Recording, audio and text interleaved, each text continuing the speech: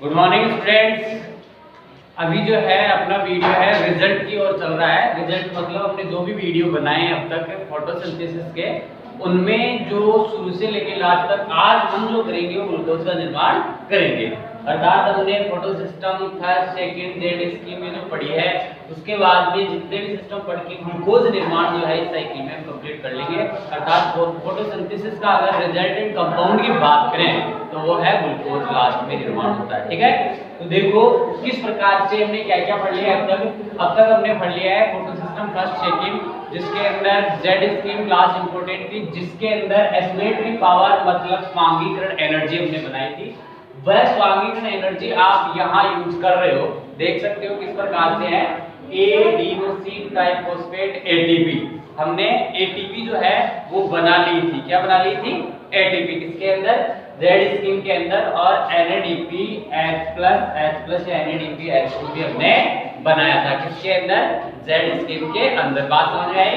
Z scheme के अंदर NADP H2 बनाया था और हमने ATP भी वहां पर बना लिया था। बात समझ में आ गई?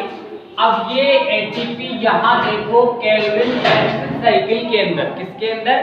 केल्विन बेंसन साइकिल के अंदर बहुत ही इंपॉर्टेंट एनर्जी, स्वांगीकरण एनर्जी जिसको एक्सप्लेटरी पावर भी कहते हैं, ये इस केल्विन बेंसन साइकिल को रन करने के लिए एक आवश्यक एनर्जी होती है एडिनोसिन ट्राइफॉस्फेट और NADP H2 वहां बनती है। कहां बनती है? लाइट रिएक्शन के अंदर हमने पढ़ा था कि NADP H2 और ATP निर्माण हो रही है, और उसी लाइट रिएक्शन में हमने जल का अपघटन भी पढ़ लिया था, आपको पता हो तो, और ऑक्सीजन निकल चुकी थी वहीं पर। वहां से बनकर आई NADP H2 और ATP। अब डार्क रिएक्शन मतलब स्ट्रोमा वाले पार्ट के अंदर वो संपन्न होगा एक केल्विन बेंसन साइकिल। तो इसके अंदर हम देखो ये जो ATP है उसका यूज करके और NADP H2 उसका यूज करके कहां तक पहुंच पाएंगे? ग्लूकोज निर्माण तक पहुंच पाएंगे। बात समझ में आ गई? तो देखो सबसे पहले आपको इसमें तीन बातें ध्यान रखनी है। कितनी बातें? तीन। अर्थात 3 पॉइंट बहुत ही इंपॉर्टेंट है जो यहाँ याद रखने हैं। सबसे जो पहला पॉइंट होता है इसके अंदर मैंने लिखा है देखो 1 नंबर, ठीक है ना। सबसे पहला पॉइंट 1 नंबर जिसमें RUBP जो है, RUBP जो है एक कंपाउंड होता है। इस कंपाउंड के अंदर कार्बन संख्या जो है एक्चुअल में 5 होती है। कितनी होती है? 5 कार्बन इसके कंपाउंड होता है RUBP। ये इसको रन करने में बहुत ही इंपॉर्टेंट भूमिका निभाता है। RUBP जो है देखो इसका पहले नंबर पे क्या होता है? कार्बोक्सिलीकरण। सबसे पहला पॉइंट क्या है? RUBP का कार्बोक्सिलीकरण होगा, मतलब कार्बन डाइऑक्साइड का जुड़ना। किसका जुड़ना? कार्बन डाइऑक्साइड का जुड़ना। किसके अंदर? RUBP के अंदर। बात समझ में आई? अब जब कोई कार्बन डाइऑक्साइड जुड़ती है किसके अंदर? RUBP के अंदर, तो उस क्रिया को हम क्या बोलते हैं? कार्बोक्सिलीकरण। क्या बोलते हैं? कार्बोक्सिल। यहाँ एक एंजाइम उपयोग होता है जिसको हम कहते हैं रूबिस्को। क्या कहते हैं? रूबिस्को एंजाइम कहते हैं। उस रूबिस्को एंजाइम की उपस्थिति के अंदर यहाँ कार्बोक्सिलीकरण संपन्न होगा। अब यहाँ एक ध्यान में रखने योग्य बात यह है कि RUBP जो है इसके अंदर कार्बन डाइऑक्साइड की अगर सांद्रता प्रॉपर रहती है, रिच यानी ज्यादा रहती है, तो इसका मतलब आपका जो निर्माण होगा आगे केल्विन साइकिल का रन होना होगा, ठीक है ना। और अगर कार्बन डाइऑक्साइड की सांद्रता कम हो, ध्यान दें, अगर पत्ती के पास में, अगर वायुमंडल में देखें या पत्ती के स्टोमेटा के अंदर देखें, कार्बन डाइऑक्साइड की अगर सांद्रता ज्यादा होती है, किसकी? कार्बन डाइऑक्साइड की अगर सांद्रता ज्यादा होती है तो RUBP से जुड़कर कार्बन डाइऑक्साइड और केल्विन साइकिल रन करेगा, ठीक है। तो बनेगा क्या? PGA। क्या बनेगा? PGA। और अगर कार्बन डाइऑक्साइड की सांद्रता क्या हो? कम। कार्बन डाइऑक्साइड की सांद्रता क्या हो? कम। और ज्यादा किसकी हो? ऑक्सीजन की सांद्रता। तो इसका मतलब फिर क्या नहीं बनेगा? आपका PGA नहीं बनेगा, क्योंकि ये जो RUBP होता है, इस RUBP का कार्बोक्सिलीकरण कब होता है? जब कार्बन डाइऑक्साइड की सांद्रता क्या हो? ज्यादा हो तब। और अगर ऑक्सीजन की सांद्रता ज्यादा हो जाए तो वो जो रूबिस्को एंजाइम है जो जोड़ता है किसको? कार्बन डाइऑक्साइड को, किसमें? RUBP में, और ऑक्सीजन को भी जोड़ता है किसमें? RUBP के अंदर। तो रूबिस्को एंजाइम जब यहाँ ऑक्सीजन की सांद्रता ज्यादा होती है तो फिर आपका पीजीए नहीं बनेगा, 2 कार्बन कंपाउंड बनेगा। क्या बनेगा? 2 कार्बन कंपाउंड एक यौगिक होता है, वो होती है C2 चक्कर। क्या होता है? C2 चक्कर। उसका हम यहाँ स्टडी नहीं कर रहे हैं अभी, हम जो कर रहे हैं वो कर रहे हैं C3 चक्कर की। तो मैंने याद रखने के लिए एक बात, ये क्वेश्चन बताया यहाँ पे कि RuBP के अंदर अगर कार्बन डाइऑक्साइड की सांद्रता ज्यादा होती है तब रन करती है क्या? Calvin cycle. और RuBP के अंदर अगर ऑक्सीजन की सांद्रता ज्यादा होती है तो रूबिस्को जो एंजाइम है वो C2 चक्कर रन करेगा। यहाँ पे क्या करेगा? C2 चक्कर। जो यहाँ वेस्टफुल होता है वो आगे की चीज है, आगे उसको दूसरे पॉइंट पे हम देखेंगे, अलग से उसका C2 चक्कर है। अभी जो देख रहे हैं कौन सा देख रहे हैं? C3 cycle. कौन सा? C3। तो C3 साइकिल के अंदर कार्बन डाइऑक्साइड की सांद्रता क्या रहती है? ज्यादा। कार्बन डाइऑक्साइड की सांद्रता ज्यादा होने पर देखो RuBP के अंदर रूबिस्को जो एंजाइम है कार्बन डाइऑक्साइड का क्या कर देगा, या रूबिस्को का क्या कर देगा? कार्बोक्सिलीकरण, मतलब कार्बन डाइऑक्साइड का जुड़ना। किसमें? RuBP के अंदर। क्या कहलाएगा? कार्बोक्सिलीकरण। तो ध्यान दो, पहले पॉइंट के अंदर कार्बन डाइऑक्साइड जुड़ता है एक 5 कार्बन यौगिक के अंदर। किसके अंदर? 5 कार्बन के यौगिक के अंदर। तो टोटल कार्बन कितने हो जाएंगे? 6। कितने हो जाएंगे? 6। 5 और 1 6 कार्बन यौगिक। 6 कार्बन यौगिक से आज एक चक्कर की बात करेंगे तो फॉस्फोग्लिसरिक अम्ल बन रहा है, जिसको क्या कहते हैं शॉर्ट में? पीजीए। क्या कहते हैं? पीजीए। तो ध्यान दो, अगर इसके अंदर 6 कार्बन टोटल थे RuBP और 1 कार्बन डाइऑक्साइड का कार्बन आ गया, 1 कार्बन ये और 5 कार्बन किसमें है? RuBP के अंदर है। ठीक है, तो ये 5 कार्बन मिलकर के 1 कार्बन से 6 बनते हैं। 6 से आप दोनों किसके बन जाएंगे? पीजीए के। अगर कार्बन डाइऑक्साइड से कार्बोक्सिलीकरण होता है तो 2 पीजीए बनेंगे। क्या बनेंगे? 2 पीजीए। बात सुनिए, 2 पीजीए का अब क्या होगा? यहाँ पे फॉस्फोरिलीकरण। क्या लिखा हुआ है? फॉस्फोरिलीकरण। फॉस्फोग्लिसरिक अम्ल का क्या हो जाएगा? फॉस्फोरिलीकरण। और फॉस्फोरिलीकरण के बाद में देखो इसमें ये दे रखा आपको एडिनोसिन ट्राइफॉस्फेट और एडिनोसिन डाइफॉस्फेट, मतलब यहाँ एटीपी जो है उससे एक फॉस्फेट लिया जाएगा। क्या लिया जाएगा? फॉस्फेट लिया जाएगा। और फॉस्फेट अभी यहाँ पर देखो फॉस्फेट एक ही है, इसलिए डायरेक्ट यहाँ फॉस्फोरिलीकरण लिखा हुआ है। फॉस्फोग्लिसरिक अम्ल के अंदर 1,3 डाइफॉस्फोग्लिसरिक अम्ल। क्या हो गया? फॉस्फोग्लिसरिक अम्ल ही है, लेकिन इसके पास में फॉस्फेट और आने से 1 नंबर कार्बन और 3 नंबर कार्बन पर 2 फॉस्फेट और जुड़ जाती है। कितनी? 2। तो क्या नाम हो गया इसका? 1,3 डाइफॉस्फोग्लिसरिक अम्ल। कुल मिलाकर के ये भी फॉस्फोग्लिसरिक अम्ल है और ये भी क्या है? फॉस्फोग्लिसरिक अम्ल ही है, लेकिन इसके अंदर फॉस्फेट यहाँ देखो ले रहे हैं। फॉस्फेट लेने से 1 नंबर कार्बन और 3 नंबर कार्बन पर 2 फॉस्फेट जुड़ती है, तो इसका नाम क्या हो गया? 1,3 डाइफॉस्फोग्लिसरिक अम्ल। बात समझ में आई? आगे हम देखते हैं, अब जो आपका फॉस्फोग्लिसरिक अम्ल है इसका हम क्या करेंगे? अपचयन। पहला पॉइंट था कार्बन डाइऑक्साइड का जुड़ना, मतलब कार्बोक्सिलीकरण करना। कार्बन डाइऑक्साइड का जुड़ना मतलब कार्बोक्सिलीकरण। कार्बोक्सिलीकरण के बाद में दूसरा पॉइंट होगा अपचयन। क्या होगा? अपचयन। तो देखो अपचयन में क्या होगा? जो आपका फॉस्फोग्लिसरिक अम्ल है, अगर ग्लिसरिक अम्लों का अपचयन करवाते हैं अपने यहाँ, अगर अम्लों का अपचयन करवाते हैं तो उसमें देखो एल्डिहाइड्स बनते हैं। क्या बनते हैं? एल्डिहाइड्स। अम्लों का अगर अपचयन हो तो क्या बनता है? एल्डिहाइड्स बनते हैं।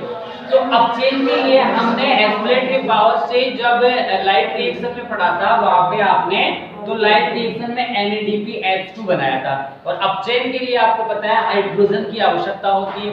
तो एक अपचयन होने के कारण आपका जो फॉस्फोग्लिसरिक अम्ल है इसका अपचयन करके क्या बना देगा? एल्डिहाइड्स। क्या बना देगा? एल्डिहाइड्स। ठीक है, तो यहाँ जो देखो 1,3 डाइफॉस्फोग्लिसरिक अम्ल है, अपचयन के द्वारा यहाँ NADPH2 का प्रयोग करते हुए, एक अपचयक का उपयोग करते हुए क्या बना देगा? 3-फॉस्फोग्लिसरेल्डिहाइड। क्या बना देगा?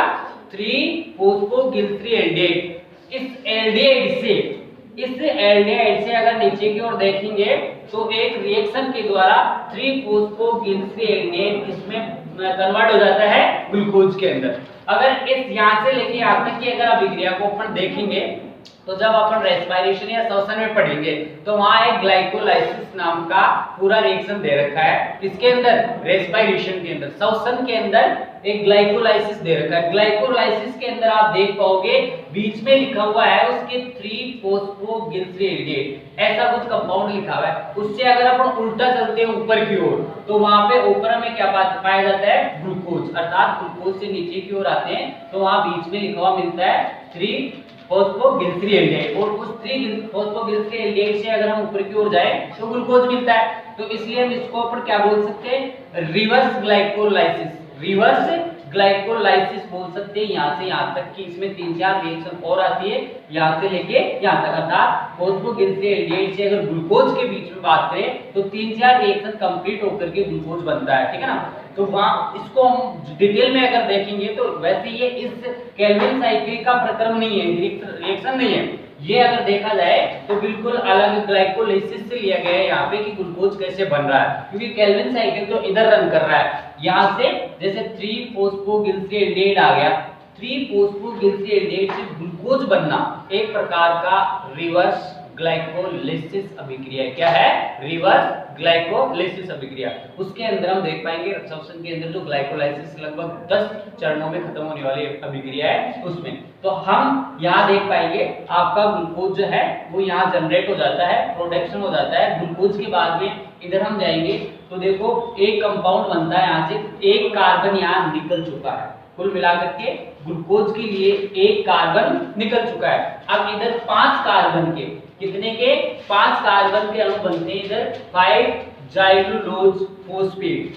क्या बनता है, 5-जाइलुलोज फोस्फेट बनता है। इसमें 5 कार्बन कंपाउंड जो है इसको हम बोलते हैं, दूसरा यहाँ देखो मैंने 3 नंबर लिखा हुआ है, क्या लिखा हुआ है, 3 नंबर। जब अपचयन होता है, अपचयन के बाद में 3-फॉस्फोग्लिसरेट बनता है। 3-फॉस्फोग्लिसरेट से यहाँ से ध्यान में रखने की बात है कि एक तो ग्लूकोज बन गया कार्बन का, अब कार्बन बचेंगे आपके कितने, 5 कार्बन से सीधा क्या बनता है, आरयूबीपी। क्या बनता है, आरयूबीपी। अब आपको ध्यान देने की बात यह है कि अगर हमें केल्विन साइकिल को रन करना है तो आरयूबीपी को रीजनरेट का मतलब पुनः निर्माण करना होगा। क्या करना होगा, पुनः निर्माण, क्योंकि 5 कार्बन में फिर से एक कार्बन कार्बन डाइऑक्साइड का आएगा और फिर से KCA बनेगा। तो कुल मिलाकर के आरयूबीपी का निर्माण पुनः होना जरूरी है। और वो कहाँ होता है, वो तीसरे स्टेप के अंदर होता है, जब यहाँ से एक ग्लूकोज का एक अणु निकल जाता है तब जाके होता है। एक अणु का मतलब समझो, अर्थात एक साइकिल जब इसकी चलती है तो 1/6 ग्लूकोज का निर्माण होता है। 1/6 का मतलब आप यहाँ से देखते आ रहे हो, एक कार्बन यहाँ निकलता है, पूरे कार्बन थे 6 में से कितना कार्बन गया, एक कार्बन, उसका निर्माण हो गया ग्लूकोज का, अर्थात 1/6 ग्लूकोज यहाँ बन जाता है। और 5 कार्बन जो है वो आरयूबीपी के रूप में वापस क्या हो जाते हैं, निकल जाते हैं। तो इस प्रकार से यहाँ जो 1/6 ग्लूकोज का अणु निकलता है एक कार्बन के रूप में निकलता है। एक साइकिल के अंदर 1/6 ग्लूकोज ही बन पाएगा और एक कार्बन जो बाकी 5 कार्बन है उससे वापस किसका निर्माण हो जाएगा, आरयूबीपी का। एक बार इसको फिर से थोड़ा सा ध्यान में रखते हैं अपन। आपके पास में कितना था, आरयूबीपी के पास में 5 कार्बन थे। 5 कार्बन में एक कार्बन जुड़ गया किसका, कार्बन डाइऑक्साइड का। कार्बन कितने हो गए टोटल, 6, ठीक है। 6 कार्बन युक्त यहाँ से चलता हुआ आ रहा है कंपाउंड, कितने कार्बन युक्त, 6 कार्बन युक्त। बात समझ में आई। 6 कार्बन में से एक चक्कर के अंदर एक कार्बन ग्लूकोज बनाने के लिए नीचे निकाल दिया जाता है। बात समझ में आ गई। 6 कार्बन में से एक कार्बन नीचे ग्लूकोज बनाने के लिए निकाल दिया जाता है। बात समझ में आई। एक कार्बन निकालने के बाद में वापस क्या बनता है, आरयूबीपी 5 कार्बन का। बात समझ में, 5 कार्बन युक्त आरयूबीपी वापस क्या हो जाता है, बन जाता है। अब ये 5 कार्बन युक्त आरयूबीपी वापस किसके पास आएगा, कार्बन डाइऑक्साइड के पास। तो वापस कितने हो जाएंगे, 6 कार्बन हो जाएंगे 6। फिर 6 कार्बन वापस चलते हुए आएंगे, 6 में से एक कार्बन कहाँ निकल जाएगा, ग्लूकोज के अंदर। अर्थात हर चक्कर के अंदर कितना कार्बन निकल रहा है, 1। कितना निकल रहा है, 1। और ग्लूकोज के लिए कितना कार्बन चाहिए, एक अणु के लिए C6H12O6। अगर ग्लूकोज के सूत्र की बात करें अपन तो 6 कार्बन चाहिए कम से कम। कितने चाहिए, 6 कार्बन। और हम यहाँ क्या देख रहे हैं कि एक आरयूबीपी जब इधर से गुजरता है तो एक आरयूबीपी एक कार्बन लेता है कार्बन डाइऑक्साइड से, एक ही लेता है ना। तो एक कार्बन लेने से यहाँ टोटल कितने हो जाएंगे 6, 6 में से एक ही यहाँ निकाल रहा है, तो एक साइकिल के अंदर एक ही कार्बन निकल रहा है। कितना कार्बन निकल रहा है? एक। इसका मतलब टोटल 6 चक्कर जब होंगे तब जाके कितने कार्बन निकलेंगे? 6 कार्बन निकलेंगे। बात समझ में आ गई? तो जब केल्विन साइकिल 6 बार रन करेगी, 6 चक्कर करेगी, तब जाके किसका निर्माण होगा? एक ग्लूकोज अणु का निर्माण होगा। किसका होगा? एक ग्लूकोज अणु का निर्माण होगा। बात समझ में आ रही है? तो इस प्रकार से अभी हम कहाँ गए? देखो फॉस्फोग्लिसरेल्डिहाइड जो है वो यहाँ वापस किसका निर्माण करेगा? RuBP का निर्माण करेगा।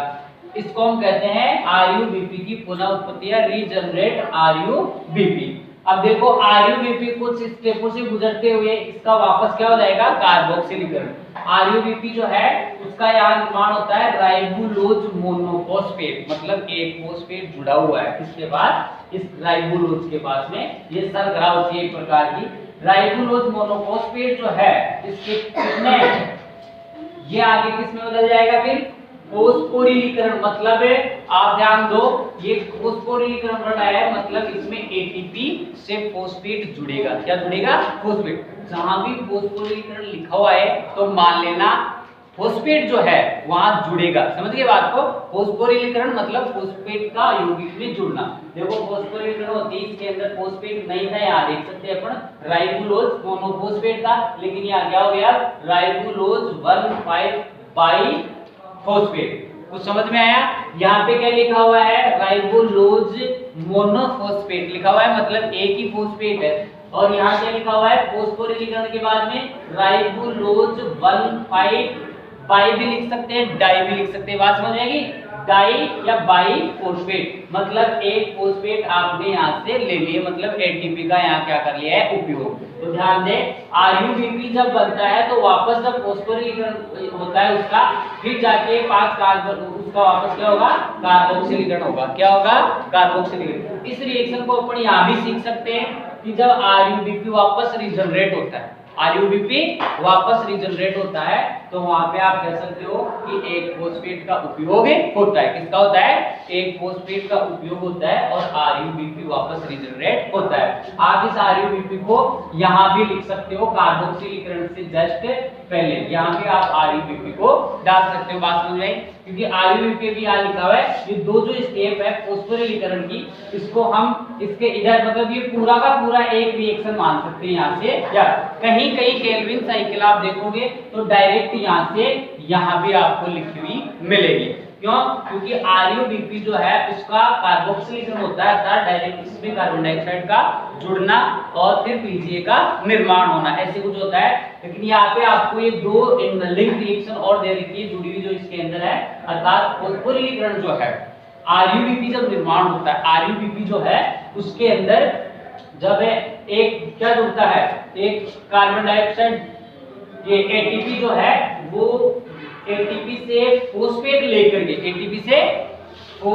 लेकर के RuBP का निर्माण होता है। अर्थात यहाँ से हम चल के आते हैं तो जब RuBP का पुनर्निर्माण होता है तो आप कह सकते हो कि फोस्फेट लेकर के RuBP का पुनः क्या होता है? निर्माण होता है। और फिर RuBP का क्या होता है? कार्बोक्सिलीकरण। क्या होता है? कार्बोक्सिलीकरण होता है। एक बार इसको मैं दोबारा से समाप्त कर रहा हूँ, उसको ध्यान से देखना किस तरह से है, क्योंकि सबसे पहले हम बात करेंगे RuBP जो है। RuBP 5 कार्बन युक्त कंपाउंड है। रूबिस्को एंजाइम की उपस्थिति के अंदर कार्बन डाइऑक्साइड इसमें जुड़ेगा। 5 कार्बन युक्त था, एक कार्बन और आ गया, तो टोटल कार्बन कितने हो गए? 6। ठीक है, 6 कार्बन युक्त जो है कंपाउंड जो है उससे 3 कार्बन युक्त पीसीए बनता है। कितना बनता है? 2 कार्बन, अर्थात फॉस्फोग्लिसरिक अम्ल। एक फॉस्फोग्लिसरिक अम्ल में कार्बन कितने होते हैं? 3। कितने होते हैं? 3। तो इसका मतलब यहाँ 2 पीजीए बनेंगे। कितने पीजीए बनेंगे? 2, क्योंकि कार्बन कितने थे? 5 और 1 6। 6 कार्बन से 2 पीजीए बनते हैं, अर्थात एक फॉस्फोग्लिसरिक अम्ल में 3 कार्बन, तो 2 में कितने? 6 कार्बन। आगे हम देखते हैं इसका क्या हो जाता है? फॉस्फोरिलीकरण। जो आपका ये यौगिक प्राप्त हुआ है इसका क्या हो रहा है? फॉस्फोरिलीकरण। फॉस्फोरिलीकरण जब होता है तो देखो यहाँ से जो आपका स्वांगीकरण एनर्जी थी वहां से एटीपी लिया और एटीपी लेकर के एटीपी से फॉस्फेट का उपयोग करते हुए 1,3 डाइफॉस्फोग्लिसरिक अम्ल बन जाता है। ठीक है, 1,3 डाइफॉस्फोग्लिसरिक अम्ल का क्या होगा? अपचयन। जब अम्लों का अपचयन होता है तो एल्डेट्स बनते हैं। क्या बनते हैं? एल्डेट। अपचयन के लिए हमने स्वांगीकरण एनर्जी से NADPH2 ले रखा है, ठीक है। वहां से NADPH2 लेकर के और इसका अपचयन करते हैं किसका, फॉस्फोग्लिसरिक अम्ल का, तो आपका बन जाता है फॉस्फोग्लिसरी एल्डिहाइड। एल्डिहाइड से जो एल्डिहाइड से जो ग्लाइकोलाइसिस की रिवर्स ग्लाइकोलाइसिस अभिक्रिया है, रिवर्स ग्लाइकोलाइसिस अभिक्रिया से एल्डिहाइड का क्या बन जाता है, ग्लूकोज। क्या बन जाता है, ग्लूकोज। यहाँ हमारा जो मुख्य उद्देश्य होता है ग्लूकोज निर्माण करना, ठीक है ना। ग्लूकोज एक साइकिल में एक कार्बन निकलता है, 5 कार्बन ऊपर से आ रहा था, एक कार्बन यहाँ निकल जाता है, सॉरी 6 कार्बन ऊपर से आ रहे थे, एक कार्बन यहाँ निकल जाता है, तो आगे कितने बच रहे हैं, 5 कार्बन। कितने बच रहे हैं, 5 कार्बन, ठीक है। अब यहाँ जब ये ग्लूकोज बनता है तो 5 कार्बन युक्त एक यौगिक जो है हमने लिया था RUBP शुरू में, किसके पास जोड़ने के लिए, कार्बोक्सिलीकरण करने के लिए या कार्बन डाइऑक्साइड जोड़ने के लिए, उसका पुनः निर्माण करना होगा। तो वह 5 कार्बन युक्त जो यौगिक बनता है वो एडिनोसिन ट्राइफॉस्फेट से एक फॉस्फेट लेकर के और पुनः जनरेट करता है किसको, RUBP को। ये RUBP जो है फिर वापस विस्को एंजाइम की उपस्थिति के अंदर किसको जोड़ लेगा, कार्बन डाइऑक्साइड को।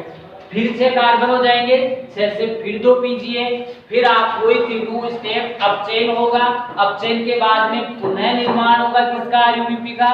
RUBP का पुनः निर्माण होने के बाद में उसका कार्बोक्सिलीकरण होगा, कार्बोक्सिलीकरण का मतलब कार्बन डाइऑक्साइड का जुड़ना, और फिर वापस वही अपचयन हो जाएगा, अपचयन के बाद में फिर ग्लूकोज निर्माण होकर के पुनः RUBP निर्माण हो जाएगा। इस प्रकार से केल्विन बेंजीन साइकिल चलती है। एक चक्कर के अंदर 1/6 ग्लूकोज अणु कितना बनता है, याद रखने की बात क्या है यहाँ, एक चक्कर के अंदर कितना बनता है, 1/6 ग्लूकोज अणु। इसका मतलब टोटल 6 राउंड के अंदर क्या बन पाएगा, 1 ग्लूकोज का पूरा अणु बन पाएगा, अर्थात 6 कंप्लीट बन पाएगा। Thank you so much student. Kelvin benzene cycle जो है हमने यहाँ स्टडी की है। अभी अपना जो वीडियो है, जो नए स्टूडेंट्स देख रहे हैं उन्हें सब्सक्राइब करना है, सब्सक्राइब करके शेयर करना है। Thank you so much.